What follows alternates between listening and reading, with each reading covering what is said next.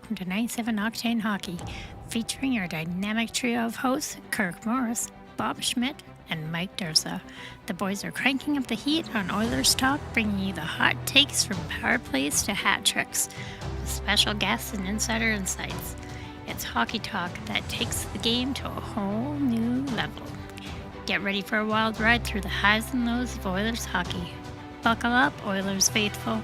This is 97 Octane Hockey.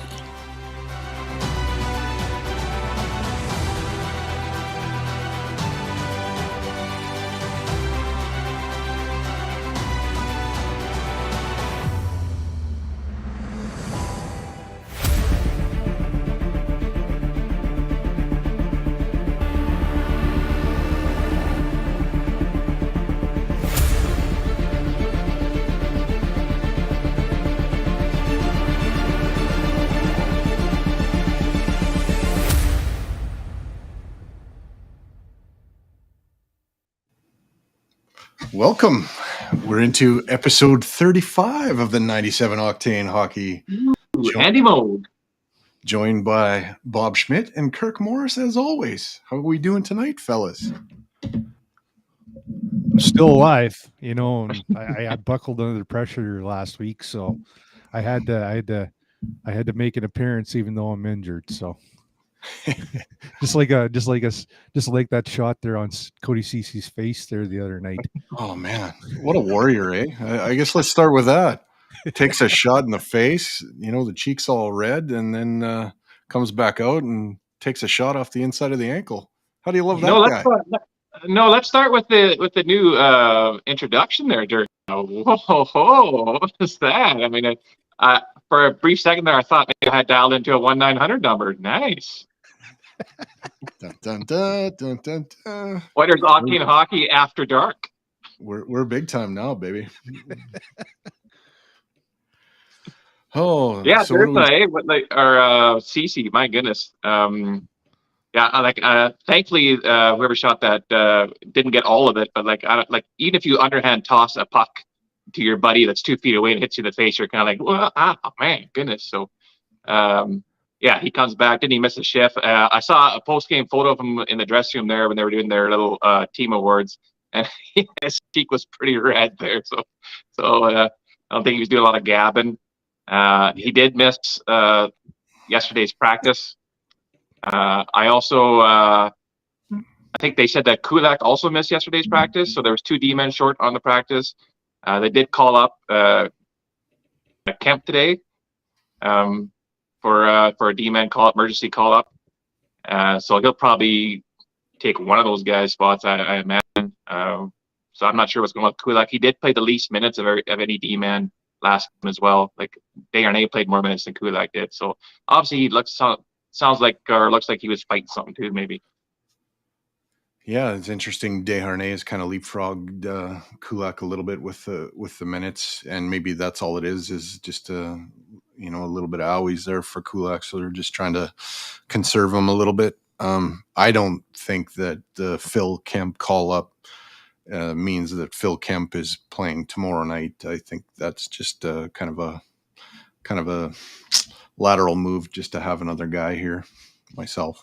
Just to replace Gleason. Yeah, that's what I kind of got. I mean, perhaps you get a guy out like Cece or whatever, or just takes tonight off, says, you know what, just kind of, heal up and save my energy there for Detroit or whatever. But I'm happy for Kemp. He fully deserved it. Like even back to training camp, I thought he was he was not flashy or anything.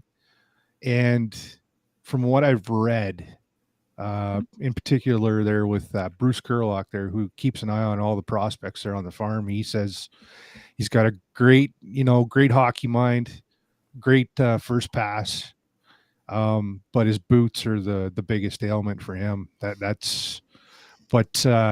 If he gets a game, good on him. That's all I gotta say. He's definitely earned it for sure. That frightens me a little bit if he does kind of have to be the guy to step in, because one of the things that I think saves Desharnais often is Kulak does have amazing boots. So Yes, sir. yeah. Now, am I wrong in from what I know of Kemp and Gleason? Like I thought both had good camps this year. I thought they were pretty much on par for what they brought to the table at camps. Are they both a similar type of defenseman that you know of, Kurt? Do they play similar style? Well, they're like Phil. Like I said, Phil Kemp. From what I've seen and what I've read online, like with the video there, that the limited viewing that I've had, he is not an offensive defenseman. He is a stay at home, just rock solid, protect your neck. Just does the little things great. He's definitely not Bouchard. And from what I've seen, like he does pass well. His first pass is pretty damn good, but he's actually what they need right now. Just another stay at home, just take out the trash and don't get too flashy or whatever. And I honestly, I think that's what they need. Like just a bottom pair and D man. Just like I said, take out the trash, clean up, protect the house. And he's willing and able, and the guy can fight too. Like he can throw him down when he wants to. He proved that earlier this year. The file photo actually they used, he was actually, I think he had a fight there. Or he got hit in the mouth with a puck, one of two. But anyways, he's definitely got grit. That's part of his game for sure. I might be able to do something with that picture they put up today when we have our new commercial break at 9:00. We're big time today, boys. It's time. 2024 nights of hockey and hockey. It's new luck. It's time we picked it up a little bit. We're getting into the stretch drive here too for us. So let's go. Having said this, like you said, Kurt, that a guy like Kemp might be, his style is maybe what we need.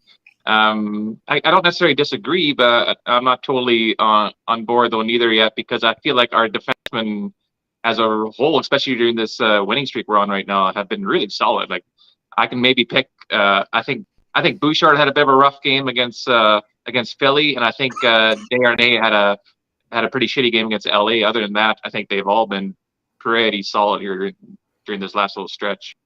I'm not complaining either, man. Like the whole decor, like it's just been, especially Darnell Nurse. Like I can't describe enough. Like I've been waiting for him to simplify his game. Just don't get too flashy. Join the rush if you can. Like, and I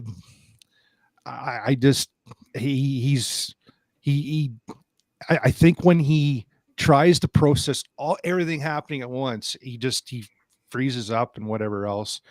And he simplified his game to a point where he looks like the Darnell Nurse of old, like of 2017, like the 9.25 million man that we've been waiting for.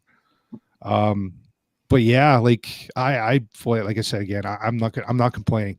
Like the defense as a whole, like even the forwards are being more defensively responsible, and like with their PK, like their PK's just been phenomenal. I actually have a theory on that Darnell Nurse thing there.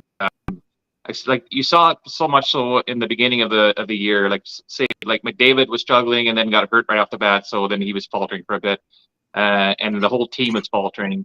Our goalies are faltering, our defense are faltering, and I found that I think Nurse takes his role as a leader on this team extremely seriously, as do McDavid, Nuge, and those guys for sure, Draisaitl.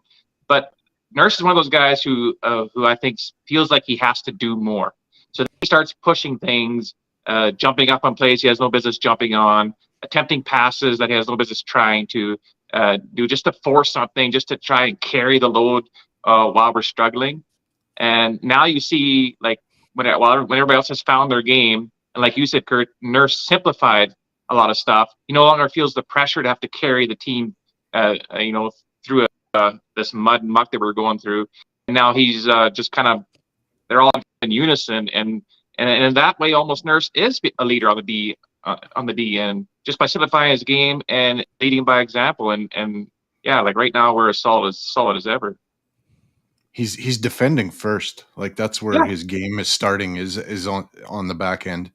I still see him jump up in the play, and I think his decision making there is probably better. But I think he's concentrating on being a defenseman first, and if the offense comes, great. But I don't think he's really salivating to be on offense. I think he's trying to really lock it down as a shutdown D-man, and I think he's doing a hell of a job right now. It's great. I don't really have a beef with anybody on the back end right now at all. I think, there's been stretches where some bad play, but I don't think there's been full games where a guy's been junk at all. Just a couple of sequences, and that's going to happen. As long as they're not junk for complete games, we're going to keep winning. You definitely notice it there in the switches there in the offensive zone. Like if you see Darnell Nurse or if you see Cody Ceci jump up in the rush, you see that third forward back, just to cover. And then when they go around the world, when they cycle it around, you see him switch it up again and everybody's back in position. Being with that cognizant, like being aware. It's just like they finally have gotten it, like where everybody's in sync. There's no bad switches. There is the odd play, like they get caught, flat-footed or whatever, and it's an odd man rush the other way. But that's to be expected. You can't play a perfect game, all game long. Just as long as that's where your goaltending comes in, and steals a play here and there for your team, just to back them up. But overall, they've really locked it down. Like that Ottawa game, like it could have been like what Stewie said there in his post game presser there. He said it could have been 7-0 after the first. I'm going to touch on this one comment here by Mainlander Tim. Thanks for watching the show. He says, plus, it's a nice reward for Kemp's play. NHL practice time, and his salary goes from $550 to $4,250 a day. Yeah, that little extra money coming up that doesn't hurt, and practice with the big guys and get your game sharp. Maybe get into one and see how you fare and take it from there. And just come up, get some experience, and use that. I think that goes a long way to those guys in Baco too. I mean, that's a bit of a reward for what they're doing down there. I want to touch back again to what Kurt was saying about the guys jumping in and the forwards being aware of it and then covering for it. I think we're seeing that kind of overlapping from the influence of coffee. Because I find, like you were mentioned too, Dursa, how you see Nurse jumping up in the play, but not salivating as much anymore as jumping up every chance he gets. I think Coffee has really worked on their timing of when to jump up in the play, or even their timing on when to pinch, especially at the opposing team's blue line. We're not seeing so many irrational decision making anymore there, or forcing the issue as much. And like we play that whole defensive system where the forwards are aware of when our guys are jumping up in the play, and then covering when those opportunities happen. And I would hazard to say that's a lot of Paul Coffey influence going on right there. Yeah, I don't doubt that. I mean, Paul might have been Nurse prior to Coffey coming to teach Nurse, but for large stretches of his career, he loved to jump up. But I think as Paul kind of career, moved on and he got to different teams that weren't as offensively gifted as the Edmonton Oilers of the 80s, he had to adapt his game too. So maybe he's using that to teach Nurse when to go and when to stay. I love that he's becoming that rock solid, defenseman that we all hoped he could be. Still would like to see a little bit more nasty in it, a little bit more bite in his own end, but I guess we can't have Chris Pronger 2.0 because that guy would be going to the penalty box and probably to suspension land a little bit more than he did back then. Game's kind of changed a little bit, but that's the only thing I'd like to see a little bit more out of Darnell is just a little bit more bite. Yeah, just pick his spots. Yeah, give a forearm shiver here or chicken wing there. Just to keep him awake. You gotta say hello every now and then. But Yeah, now you can't really do that anymore, unfortunately, because too many eyes in the sky and too many game managers that are not referees anymore. Sorry, Luchansky, but Yeah, it's true. yeah. Ripping the ref, even though we don't have a rip the ref segment. That was funny today in the group chat. Josh started this morning with like heckling ref talk, and to me, my favorite is still I've seen better officiating at a Foot Locker, but oh, we made Kirk lose a lung. He's fighting a little bit of a bug here. Yeah, just a little. But he didn't want to go on IR today, so he decided Nope. to. He was a game time decision, and he's here. hanging in there, boys. Playoff Kurt. We got the playoff Kurt. Did you guys have like a hint of anxiety starting to creep up in that Ottawa game? Like, oh no, here we go. This goalie's going to shut us out and lock us down, or did you think eventually they're going to break through? And I wasn't too worried personally. Like you always have that feeling, in the back of your mind, you're going to get goalied, and Anton Forsberg being a former Edmonton Oiler who never played a game for the team, yeah, it would be totally, on point, just to have him, steal one. But it kind of felt like when we played against New York, the Rangers, I mean, and you had that feeling that something was going to give, and they didn't do anything selfish or foolish on the ice, just like, oh, cough up a puck here, cough up a puck there. Never felt that, never felt that anxiety kick in. And it was in the back of my mind, it's like, oh God, maybe we'll pull a rabbit out of his hat there and literally blindfold us. But overall, I thought when Ottawa scored that junk goal there in the third, I thought that's when it started to kick in. I was like, yeah, here we go. Like it's just one bad bounce and then it's another bad bounce and then here we go. Yeah, what do you figure, Bob? Having an insurance goal there was big time. I think 20 games ago, yeah, we all would have done the whole throwing our hands up in the air, going, "Well, here we go again." And we're peppering their goalie, and you got there. He is by definition their backup goalie right now. Here's a backup goalie again, stoning us for another win, making him look like a Vezina candidate. But I did make one comment in one of the group chats I'm in. As I said, that's a backup goalie doing this thing again. But that was all for a comment. I wasn't worried because, like Kurt mentioned, that Ranger game and actually this whole stretch where we've been peppering goalies and the games have been close and all of a sudden we break the dam. And the biggest thing we're seeing is they're not changing anything. They just keep with the process. You don't see Knobloch juggling the lines, just sparking extra offense, hope for the best kind of thing. A desperate move. It's just stay the course. We're gonna get rewarded, and they have. And the record speaks for itself what Knobloch's done by simplifying stuff like that, allowing the lines to get that chemistry, and just staying on course. And we put cracks in the dam, and Forsberg looked like the Forsberg of the Columbus Blue Jacket days. I probably had this apprehension, and I like to profess that I'm not really superstitious, but earlier this week, Dash on Michael's show, and then he doubled down on it on the Hangout.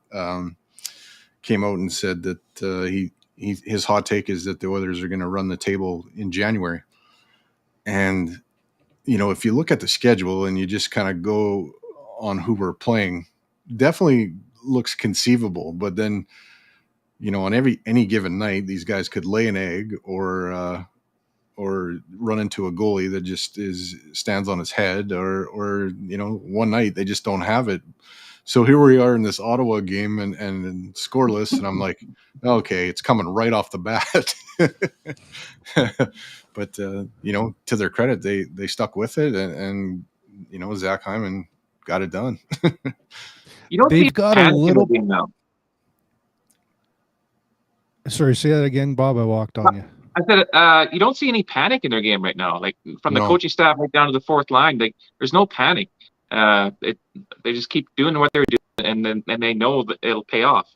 And if Yeah. it doesn't, whatever, they did their best, right? I mean, you're not for us to run the table in January. Like, yeah, on paper it looks like we could do it, but in all honesty, like you need to lose a game here and there just for that wake up call and get and to get you that firecracker up the butt there to keep them. Don't start getting complacent in winning just as much as you don't get complacent in losing. You know, I didn't look at it, but I almost wonder if they did flat out run the table in January, if that would catapult them to the top of the Western Conference. Well, from what I heard, they are, was it 5 points behind? I think it's 5 points behind, 5 or 6 points behind LA right now, and they're dead even with games, and they're 10 behind Vegas. I think it was 10 or 8 points behind Vegas with 4 games in hand, something like that. Yeah, I heard that on Gregor's show there today. No, we are right now. We're 12 points behind Vegas with 3 points. Oh, no, we're 10 points behind Vegas with 4 games in hand, and you're right. We're 5 points behind LA with even number of games, which is actually the second least game in NHL right now. Only Ottawa's played less games than the Oilers and that handful of other teams. And how about LA right now, dude? They're stumbling and falling big time. Like, I can't believe it. Like, they lost again last night there against, right at the end there against Washington. Like, they blew it with like 52 seconds to go. And yeah, like it just, if anything, if they do run the table, like if the Oil does run the table this month, it's there for the taking. Like, screw the wild card at this point. Like you gotta make a run up top, right? Keep pushing, see where you end up. That was my kitty cat Loki. There, Star Wars fans making an appearance, but he's real quick. 9-7 Octane Hockey After Dark now has pussies on there too. Looks like he's You know, I was going to save this for the end of the show, but that's a good segue into the pussy chat, because I got to say, like, I lost a family member the other day, and you guys know the scene on Boys on the Bus when Marty McSorley's sitting and talking to Kevin Lowe kind of about, their dog that's in this fight with coyotes, and then the dog jumps on this back of this trailer, and Marty's dad grabs the dog by the scruff of the neck and throws it back into the fight. Well, that was my grandma completely. One Friday night, me and my uncle got into a bottle of Johnny Walker Scotch, 80-year-old bottle, and the next day I was not doing well at all. But my grandma knew that 2 friends of mine wanted me to go from Vegreville to Sedgwick and go out with them, and they needed their me to be their trio. So she made me get up and go to Sedgwick to go out with these 2 guys and do it all over again. So she's the one that made sure I wasn't a pussy. There's her legacy, so that's pretty good. So yeah, sorry about that, Durst. That's always tough on losing a family member, even so right after the holidays too. That's a tough break, but you know what? Yeah. She a good run in there, and you're following in the footsteps here right now. So yeah, she made it 94 years, so she definitely had a good run, and she lived on her own and was still functioning till about a month ago. So yeah, you couldn't ask for more. She lived it to the fullest. So yeah, and she's happy now because she gets to join my grandpa. So wherever they go. So yeah. Yes, sir. And maybe on that note, we'll take our commercial break now. I've been more excited about this commercial for everybody to see it than anything. And if you're watching when we get back, tell us what you think. Here we go.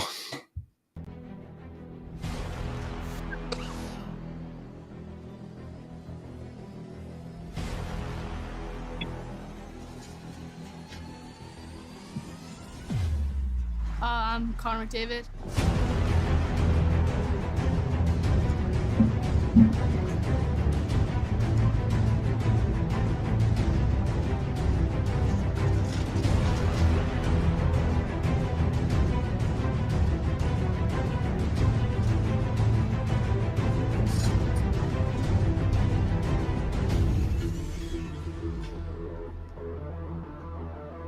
The Edmonton Oilers would like to select with their first pick from the Erie Otters, Connor McDavid. Under pressure, no more time. Can we make a move? Overthinking, you and I. What do we have to lose? 'Cause I'm wasting all my time thinking of the things we could do. If you gave me one more sign, I could find a way to break through. A way to break through.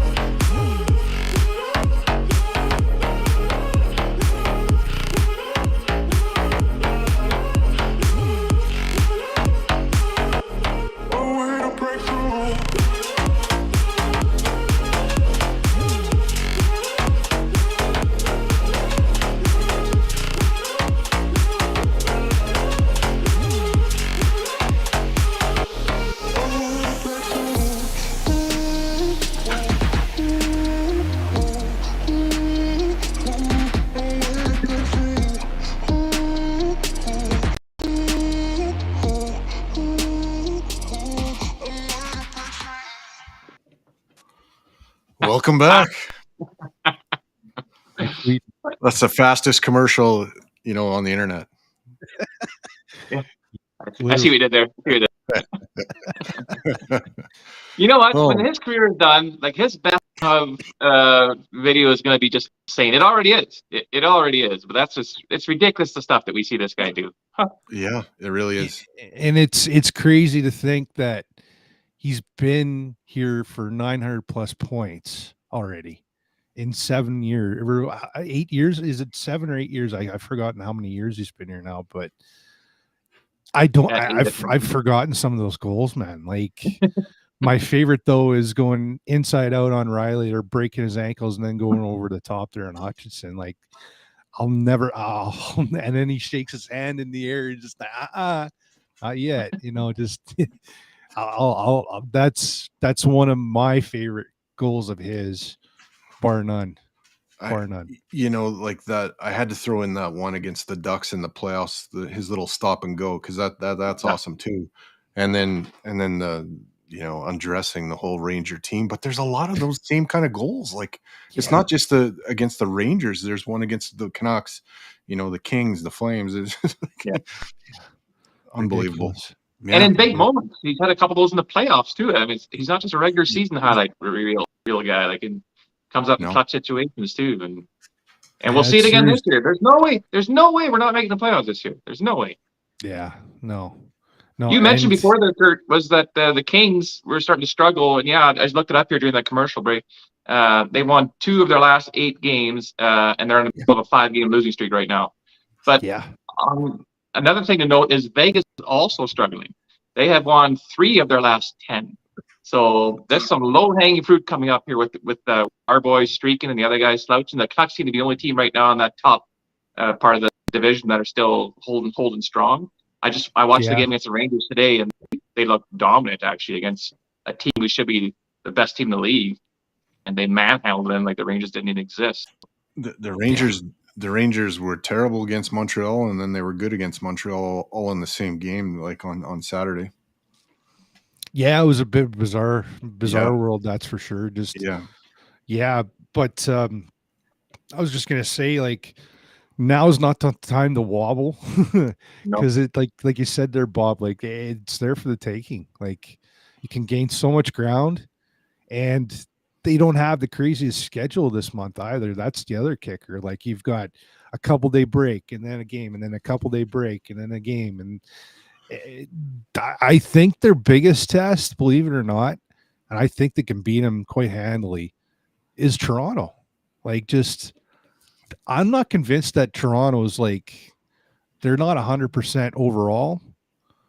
And I just like their goaltending, like I just shake my head. It's like, holy smokes, now you're late.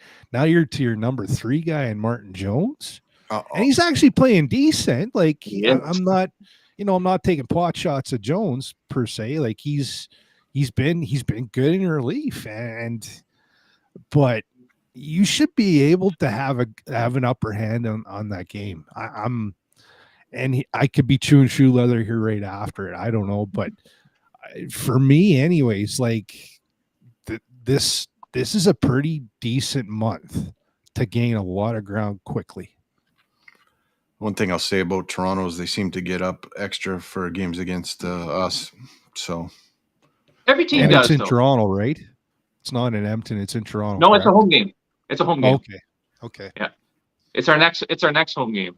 But like what you said, there's like every gets amped up to play the Oilers because every team is going up against the 2 best players in the world. So you're gonna get fired up for it. We're gonna get their best on almost every given night, and on a game like that, which will be a marquee game on the NHL schedule with the Oilers and the Leafs, the Matthews, the Vince McDavid, all that kind of narrative. Both teams are going to be jacked to go. I agree with you, Kirk, with that the rest of the way here, that might be our best, toughest game on paper. Having said that, I think Toronto is a middle of the pack team right now. I don't see them as an elite team. I see them as a middle of the pack team, and all the teams we're going against here the rest of the way are either middle of the pack or lower tier teams this month. Our biggest test on paper was. Yeah, and like I every time we play Ottawa, they're a stingy team too. Like it just, I don't know, man. It's just like I said, you have the opportunity now to really take a chokehold on what other people, like other teams, are slipping. Like you said, they're Vegas, LA. I don't think Vancouver's wobbling anytime soon, thanks to Demko. Like, but anyways, like, yeah, it's Calgary's playing horrible. Like, it just Seattle's okay right now. They're not the greatest, but right now, like, you're in the wild card spot. You have full advantage. You're playing Nashville here, and I think further on down the road, and that's you could leapfrog over them. So yeah, like it's very, very. It's an awesome month. You have the capabilities of definitely doing some damage. It's an awesome month if you take advantage of it, right? Yes. I'm gonna quote White Man Can't Jump when I read this. No one wants to get embarrassed by McDavid, so they all bring their A game. Went up against the Oilers from some stranger, and it's like Sidney Dean said: you either smoke or you get smoked, and you got smoked.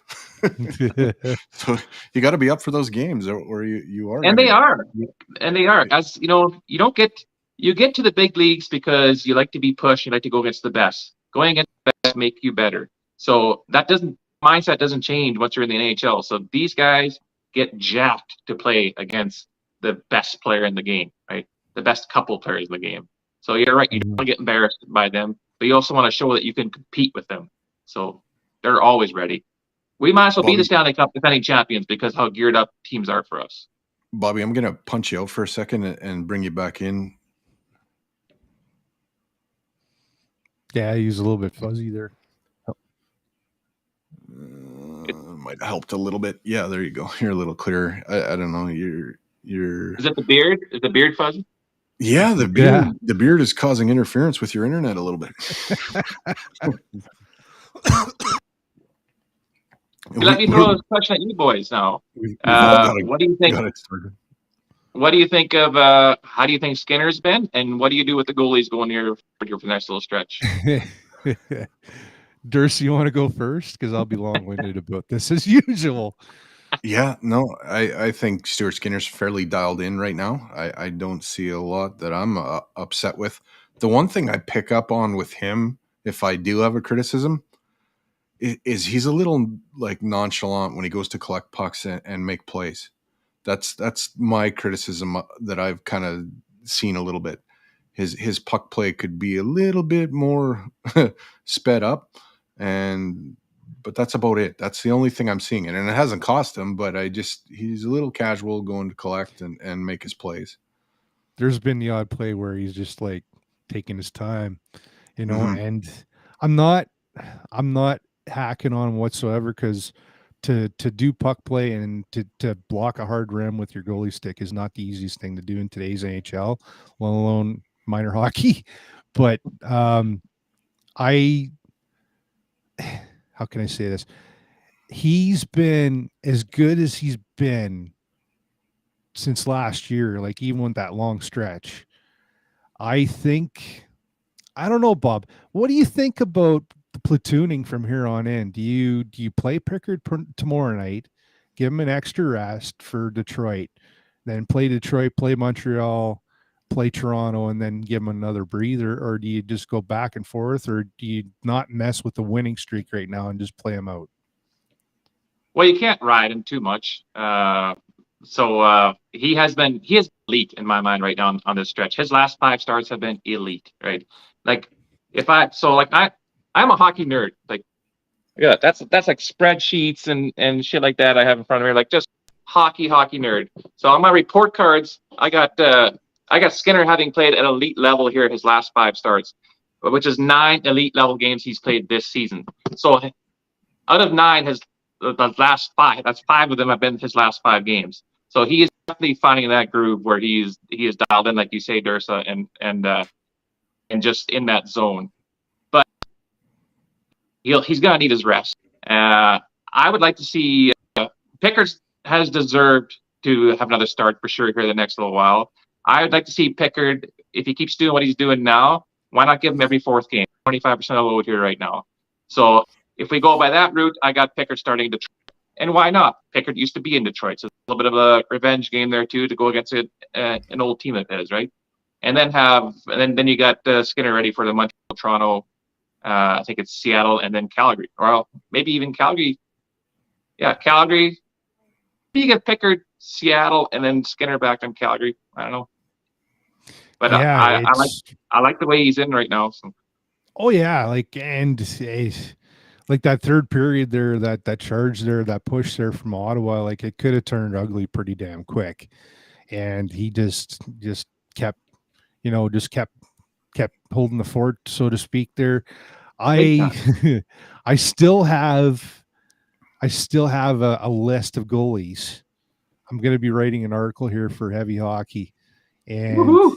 kind of a wish list at this point, because you don't really want to mess with the team's chemistry right now, even though Skinner's, playing 80% of the games. I still say the drop dead date is the All-Star game for when you should make a move rather than the trade deadline. But when do you throw up the stop sign with your tandem, like the way that they're playing right now? Like even Pickard there, like with the opportunities he's been given, he's played pretty good. I'm not complaining. He's been pretty damn good. He's very good 5 out of the 6 games. He's been very good. He's had six games he's been in, and 5 of them have been very good. Yeah. Maybe it was the Tampa game or Florida, the one I was actually at, where one of the goals he just kind of got beat because he's small up over the shoulder. But seeing the replay, I think one of the Oilers kind of skated in front of him anyway, so it was partial screen. That was the Florida game, yeah. Yeah. But he shit the bed the Florida game. He's been. I wouldn't say that, but he's been serviceable. He's basically a AHL guy giving you his best, and most nights it's been enough. And ironically enough, Ollie Rodriguez had a little bit of a wobble there on the farm team, and he still pulled out a few wins out of his arse. But from what I've read, he's had a little bit of, I wouldn't say regression. Like his save to percentage has dropped to 924. It's still damn good, even for AHL standards. But he has pulled out wins for the team, and it's not primarily on him per se. The overall performance of the team in front of him has been lackluster, so to speak. No offense, but until the other night there, where they literally exploded there in the third period and beat Abbotsford there on their home turf. But yeah, like, do you still just run him out there and not bring him up there, Bob? Or like, what do you guys figure there? Do you still run him out, or do you bring him up for a little bit of a taste here, say like in a couple of weeks, like close to the All-Star break? Yeah, I still want to see him up there. If he keeps doing what he's doing, so he's got a small regression here, but still winning games. This is also why I didn't want him called up already. Like, get him used to being in the groove of being the starter, right? And then bring him up here and see what he can do. And just for a small taste, kind of rewarding him for the work that he's doing, kind of like what we're doing like with Kemp and what we did with Gleason or whatever. Just call him up here and get a taste, practice with the big boys, maybe get a game or two. What Rodrigo, I want to see get a game or two in for sure. If you're going to call him up, you might also utilize him. But the one thing this does with Skinner playing the way he's doing, with Pickard playing the way he's doing, it has given us a bit of some breathing space and some pause in all of this emergency. We need a goalie now talk. Now we can be a bit more selective, that Holland and Jackson are out there looking for a possible upgrade, maybe for a 1A, 1B scenario, or just a higher quality backup perhaps. Also, the urgency to call Rodrigue is kind of dying down a bit because we are doing great right now. We're not going to force the issue and possibly crush this kid. So that the overall picture with the way especially Skinner's been playing is actually strengthening the organizational goaltending department. What do you figure there, Durst? Like, I'm sorry for walking on you here. No, that's okay. What do you figure? I'll pull up this comment by some stranger and then I'll answer. He says, "What message will that send to Campbell?" I think at this point that is probably the least of your worries. I think Jack Campbell has a job to do, and that's to find his game. And if Olivier Rodrigue, is playing at a elite AHL caliber level, then I would like to see him get a look with the big club, just so you know really what you got. But I wouldn't call him up just to call him up. He's got to play, and I wouldn't make any decisions based on one game. I'd give him a couple at least, and then go from there. But yeah, right now, I mean, this team is rolling along, so I don't think you do it right now. And if that's mid-February All-Star break, or is it later in January here? Yeah, first week in February. Yeah, I think it's February 3rd, 4th, and 5th. Yeah, I would probably around that time, if you're going to do it, get on it, either then or within about 10 days of that. And then you still got some time before the deadline comes up, and then you can make some decisions on what you need to do.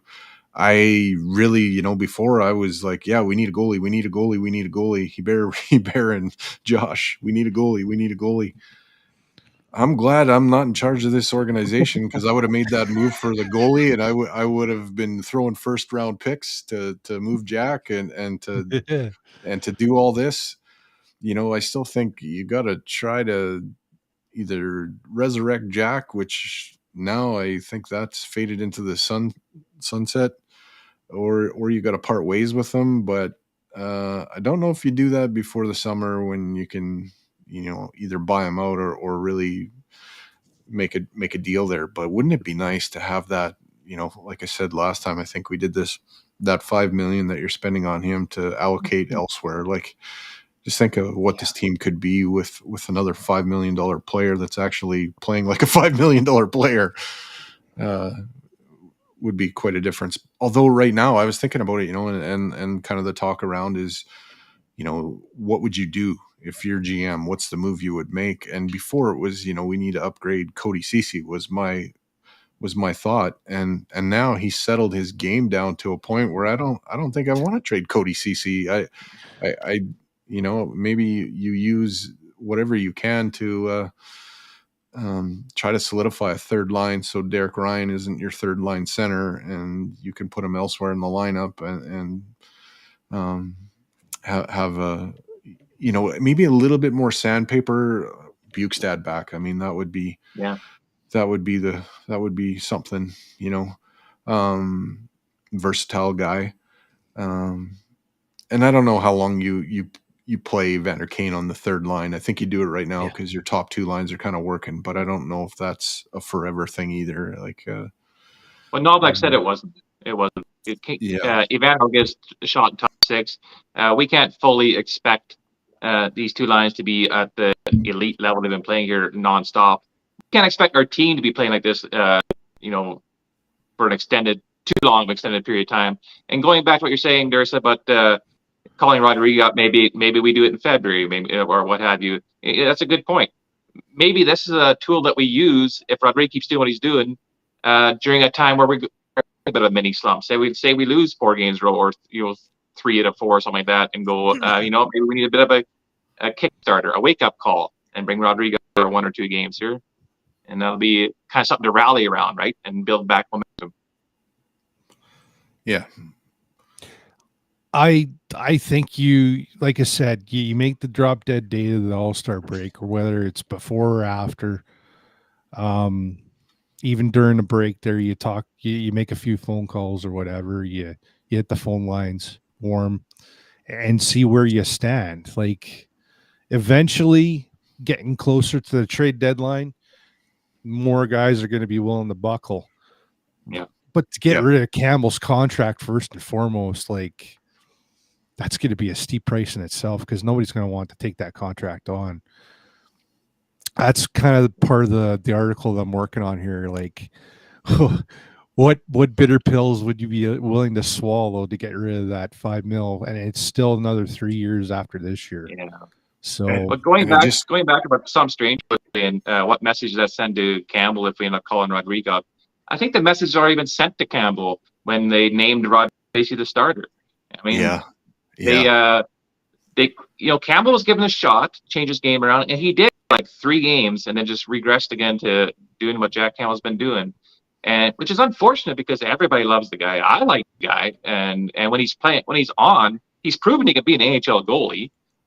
He just hasn't proven he can sustain it, and right now that's what we need is somebody in net, and Jack Campbell is not that answer. So, barring a miracle, Jack Campbell's days as an order are definitely done. Yeah. Another comment from some stranger. He says, wait and see if Nashville slips out of the playoff spot before talking to them about Saros. The thing is, what do you give in return for Saros? I would love to have Saros. I'm a Saros fan. I think he's one of the top 5-6 goalies in the NHL. And I think he takes over the starting job if he comes to Edmonton. But what do you give up for a guy like Saros? And how much salary are you going to ask Nashville to retain? He make that deal now, because he's kind of had a little bit of a skid the last couple of games. Well, not only that, like what Bob said there, like, what's the message if you get a guy like Saros, what's the message you're sending to Stuart Skinner? Like, that could hurt his confidence though too. Like, you're basically plucking his wings, right? Like, I mean, at the end of the day, the name of the game is winning. Like, as long as you know whoever's playing in that is winning, nobody's going to care. But when you have that wobble, like you see with Saros right now, that little dent in your confidence or whatever, and it just starts chipping away. And then you got to hand it all back over to Stuart and say, hey, bail us out again, like you've always been doing. And he fails. It could, Dutch door action can turn around and screw you, right? So I don't, and Trotz has vehemently said he's not trading Saros. Like, I love the goaltender too. I love, he's very athletic. He's very mobile. He'd be perfect for the Oil, but once again, like, what would be the asking price? Just, it'd definitely be a couple number ones. Our first rounders, I would say, like if not, probably something big in return. Because 3, yeah, and they probably would want Rodriguez in return as well. I'm thinking you're parting with 3 first if you're including Jack Campbell in that. Yeah, I don't know if you and can Rodriguez back in give up return there. more. Kirk, I don't know if they go for Rodriguez because you already got a young stud in Askarov coming up too for Nashville. So Yeah, I'm not sure they're you can never have enough goalies though, too, right? So no, unless you're in Edmonton or Toronto. Yeah, exactly. Yeah, I think it would be prospects and picks galore. Like it just, I would honestly spend that money elsewhere. I would. Yeah, I can't say anything right now because it'll screw up my article, but I just don't want to let the cat out of the bag and say, here you go. But yeah, like there's there's cheaper options that I think are just as good or even better. I hate to say it. And they're short-term solutions. It gets you to the summer, and then from there you can either, do A, B, and C that way, and then or you could have Rodriguez there as a 1B next year. Like you kind of gotta kind of see what next year's going to hold, right? I it's probably putting the cart before the horse, but you gotta you don't want to make a knee-jerk trade, a la Chiarelli, and then wind up even further down the hole. There's one thing that Ken Holland hasn't done is knee-jerk reaction trades. No, thank goodness. Thank goodness is right. Some stranger says you guys trust Skinner in the playoffs. I'll go on this one first. I think he deserves another look at it. It's not like he's been in 10 playoff series and shit the bed every time. It was his first go at it. So I'm willing to think that a guy can learn from his experiences and do better the next time. Yeah, I'm okay with him being the starter, starting the playoffs. Yeah, I'm okay too. Like he, once again, the term is load management, and you get to the finish line there of the regular season, and then it's like, oh, hey, you've got to play 4 games in 6 nights or 7 nights or whatever it is, or how many other extra games you're going to have to play and ride that pony even further into the ground. That's where you acquire a 1B goalie to kind of shore up that load management, because the last 2 months of the season, it's gonna be painful for the Oilers. Like they've got, I think Gregor said 8 back-to-backs after this month, like towards like to the end of the season. Like you're gonna have workload. Like you're gonna have to split up all that work. Like, and when you do get into the playoffs, do you ride Skinner into the ground even further, or do you split up the games? Like that's where getting that 1B, like, just, I don't know. It's a crapshoot in itself, but do I trust Skinner? Yeah. Well, he's had that experience from last year, and he's going to have that little chip on his shoulder, especially if we play against LA again. Like I could see it, a three-peat here with LA and Vegas. Really, he got pulled multiple times in that series. Yeah, I think having that experience, even like the guys like in 2017 with McDavid and Draisaitl, and then Yasher and all that experience, it adds up over time. It's like it's definitely a cachet in your bank, like that you can hang your hat on and lean on. And I think once again, if the team in front of Skinner doesn't check out mentally, that was the other big thing, especially during Vegas. Like you got to play as a unit, and with Coffey behind the bench and with Knobhog behind the bench, they're both rookies when it comes. Well, I shouldn't say rookies because Paul Coffey's had a bazillion games as a player underneath his belt, but you gotta have the whole team playing in front of the goalie as well. So if the playoffs start today then obviously, yeah, I trust Skinner in the playoffs for sure. I mean, he's right now one of the white hottest goalies in the league right now. But having said that, we're at the 36 game mark. We have 36 more games to go. So can I just say right now that I trust Skinner to start the playoffs? I can't really say right now because we still have a long ways to go. There's still up and down stretches to go, and hopefully the ups outweigh the downs.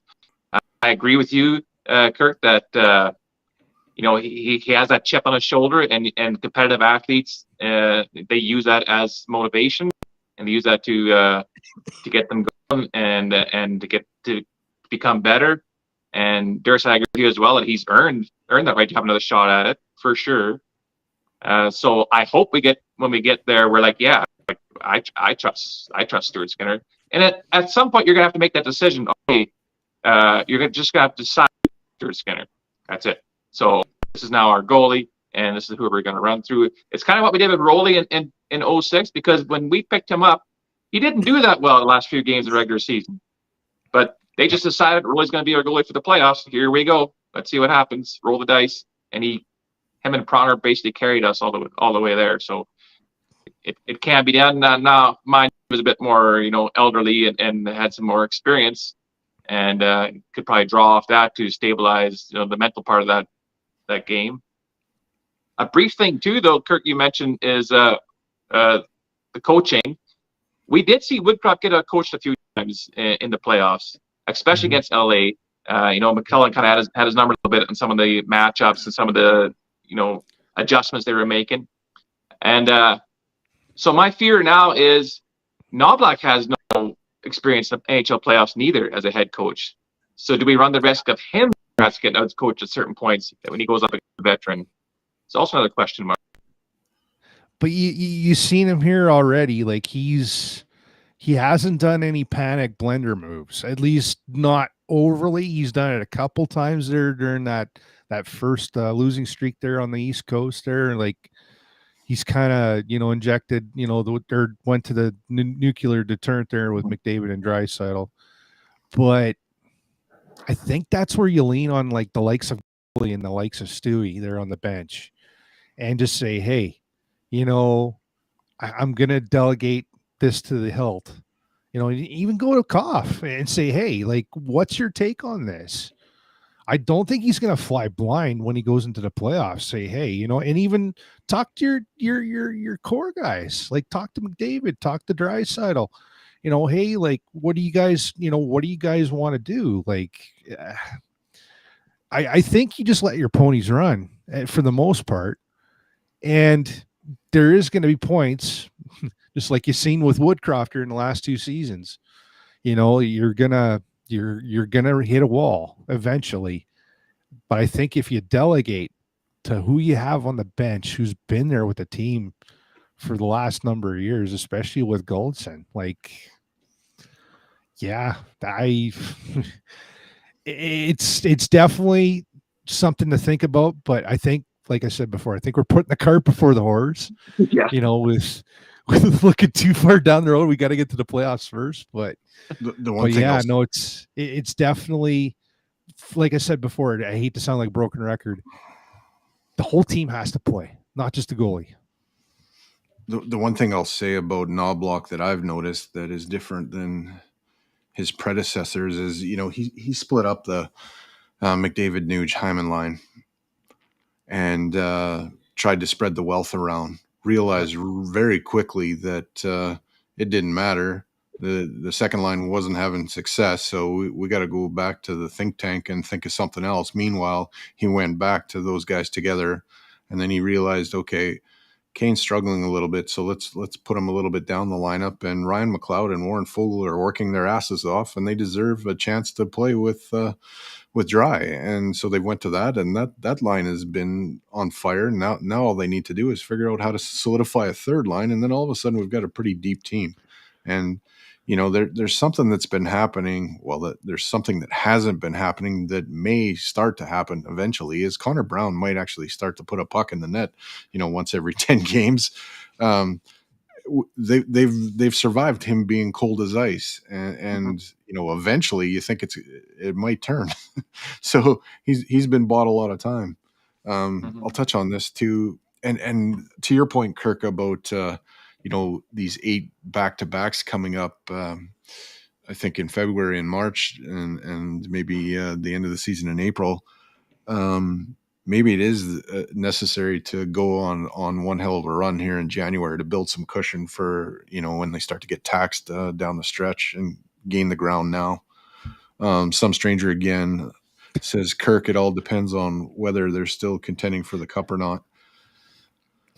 It's all I'm going to say is this: you can't think of cup or bust at this point. You just got to get to the dance. Get to the dance first. Worry about that after.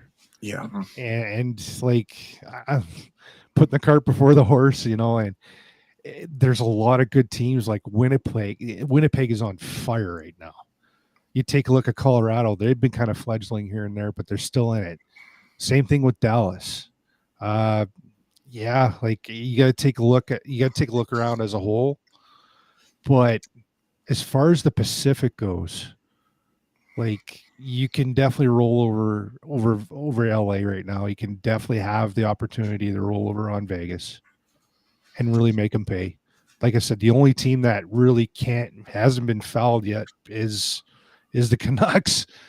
I still think that they're gonna fizzle out. I think Tocchet will wear thin on them at one point. I unfortunately I don't see it anytime soon, especially with Demko, the way that he's playing. Like after watching him tonight there in New York, I'm just like, God damn! Like, I got a question. I got a question for you both, really, on Demko. In the last stretch, well, really since Knobloch's taken over, the hurdle that we ran into, Vasilevsky, Bobrovsky, and Sorokin. You think Demko could be that caliber for 7-game series, where he's basically denying you a chance to get through, or is this team good enough where even if a goalie is out of his mind, and they get capable goaltending out of Skinner, can they get through that anyway? I see yes. Right now, you can get through a team like that, but once again, like as you just said, you get goalied, and it's like it's the worst. I well, we've all seen it as fans. Like it's so frustrating. Like you run into a wall and you just can't break through whatever you do. But the one thing that Edmonton has the upper hand over Vancouver, especially, is experience. And I don't care. Like you especially if you play at home, the fans could be like that 6th, 7th, 8th guy on the ice that'll just mess with your head. And they could waffle and burn out pretty darn quick. You see it with LA, like that especially the last 2 years, we've had wobbles, but this team, like this Oilers team, is battle tested. I kind of think Vancouver's weakness will be exploited in a playoff series. I don't think their forwards have the testicular fortitude to survive a war against our team. I really don't. I think if it was us against them, I think we get through just based on the fact that I think our upper echelon forwards are more talented than theirs, but B, I think our forwards as a group will punish their forwards, and their D will inflict some damage. They got a big D core, but I just don't think their forwards are built to survive an out and out war. And it's kind of funny that a Tocchet coach team would be more of a skill team than kind of a grit and guts kind of team. Although Elias Pettersson, I got to give the guy credit. He's playing like he's Rick Tocchet, and he's definitely not in that frame of his, but he is playing a physical style. I just don't think they're built to handle that war of attrition that a playoff series is. Well, Bob, what do you figure about Demko? Like, is he a groin pull away from being shelved again? Like, because they're using the piss out of him. They haven't been going to DeSmith all that much as of late. Every goalie is a groin pull away from, especially the more acrobatic ones. I think Demko is the best goalie in the world right now. maybe I have a different name next podcast. I don't know, but like right now, he's for this season right now, I think he's the best goalie in the world. We got out goalie like you said by Vasilevsky, Sorokin, and Bobrovsky there. And if you add Demko to that mix, out of those 4 goalies, Demko's the best of those 4. Vasilevsky, Sorokin, Bobrovsky can all do that for 1 game against us. Vasilevsky can do that for probably 2 to 3 games against us. And I agree with you again about the Canucks there, Dursa, about their testicle fortitude. So they would have to rely on Demko to do that, to outgoalie us for 4 games, for 4 wins, right? And I don't think the Canucks have that unless Demko does that. Now, can he do it? Maybe, but that's asking a lot for a guy to do that against the 2 best players in the world in a minimal 4-game series, right? And once again, the name of the game is load management. Like that, those extra games are going to catch up to you pretty darn quick, unless if you share the wealth, so to speak. So, but yeah, I totally agree, man. Like you can only lean on your goaltending so hard. Like, and once the wall falls down, it's pretty hard to recover because that's when the games count. That's when you don't have the Bettman sucker points to bail you out. It's you can rely on your goalie for a playoff drive. Like we basically did that with Roley, and and lots of teams have done it. But also see who they were up against. Like we're asking these guys to do it against the 2 best players in the world. Like how often did the Gretzky Oilers get out goalied like over a full game? Over a full playoff series, right? They got out-goalied a few games for sure, but did a goalie ever steal a series from the 80s Oilers? They lost series, but was it because of the goalie? Goalie played a factor, but was it because of the goalie? Like, you just can't shut these guys down for them. I don't think Billy Smith. I don't think Billy Smith stole a series. No. You got Boston, Trottier on that team. There's no way Billy Smith was a key component. 100% he was. But I don't think he ever stole a game, like stole a series. Yeah. I don't think, like in my memory, I don't think you run into too many playoff series where a goalie's stealing more than 2 games out of a series. Like, I just don't think it really happens. Yeah. Definitely helps if you have a goalie that's willing and able and capable to stop pucks. Yeah. I mean, if a goalie if a goalie steals 1 game, it can give you a shot at winning a series, though. Oh, yeah, for sure. Yeah, no doubt. No doubt. Well, fellas, we've lapped the hour. We're about an hour and 8 in. This was a good one. I enjoyed the conversation, and I kind of needed it probably more than both of you just to kind of get through some of the things that are going on in my head. Hopefully next week we're talking about another we'd be up to 10 games if they run the table till next Monday. I think there's 3 this week, so that'd be a franchise record too. That would also be solid input from some stranger today. He had some quality remarks and questions today too. Jeez. Yeah, no, yes, sir. Chats are starting to pick up. Our little show is starting to blossom. So before we make everybody upset, I think it's time to close it down. We'll catch you again next Monday. I don't think there's a game next Monday. I haven't really looked. I think it's Tuesday, Thursday, Saturday, but I'm not sure after that.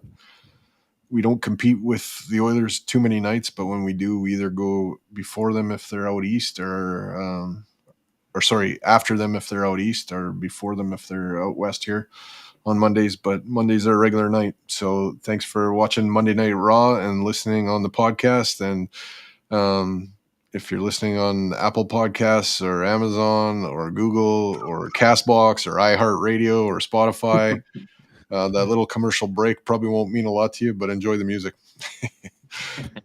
Thanks, everybody, for tuning in, and we'll catch you next week. Keep your sticks on the ice, keep reaching for the stars, and go Oilers, go. Good night, everybody. Good night.